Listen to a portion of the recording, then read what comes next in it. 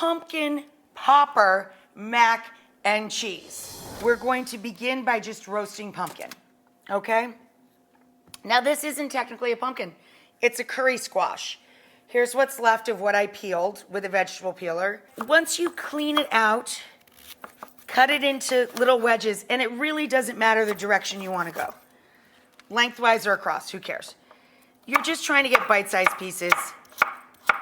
Like shapes and size, cook at the same time. Spray the entire tray with non-aerosol olive oil, salt, pepper, a little less on that, and nutmeg.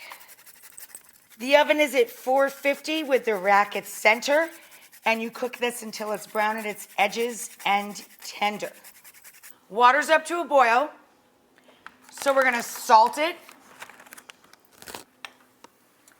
pretty liberally because we want to season the pasta itself. Throw those guys in. And we're starting the sauce here with our onions. They've been sweating a little bit. You see them bubbling away here. And now we're going to add our chilies.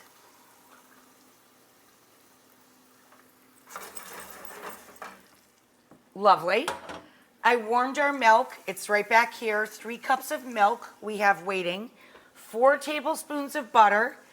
2 chilies, half a cup of onion. All in the pot already.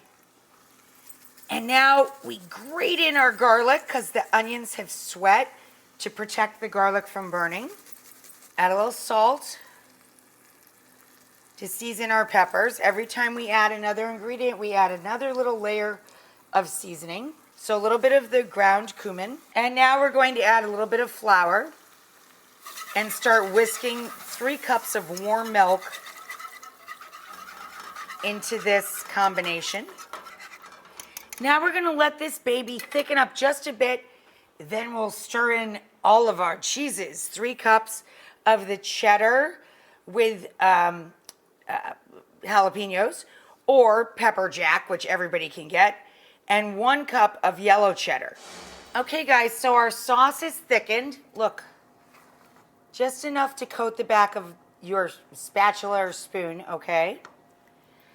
And then we're going to, in stages, add our cheeses. It's 4 cups total, about a pound of cheese.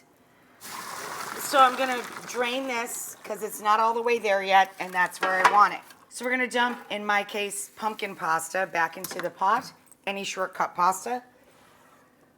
All of our cheese sauce, bing, bang, boom.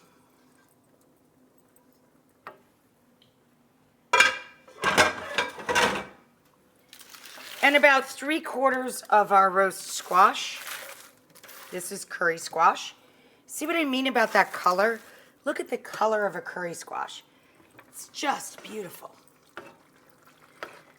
It's almost fluorescent pumpkin color. So exciting. Wow. And now, all of that goes into our baking dish. And then we take the last of our pumpkin, or curry squash in this case. Pack that on top.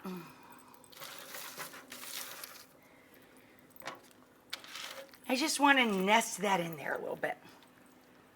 We want it to become a beautiful kind of orange crust to the dish. Okay? And then oven door down.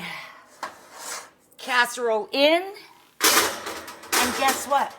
There's a big finish. These are some of the seeds from the curry squash toasted.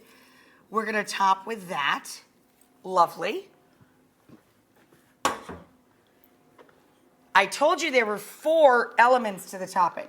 Then we do our scallions, thinly sliced on the bias, a little cilantro, and if you don't groove on cilantro, you can use parsley.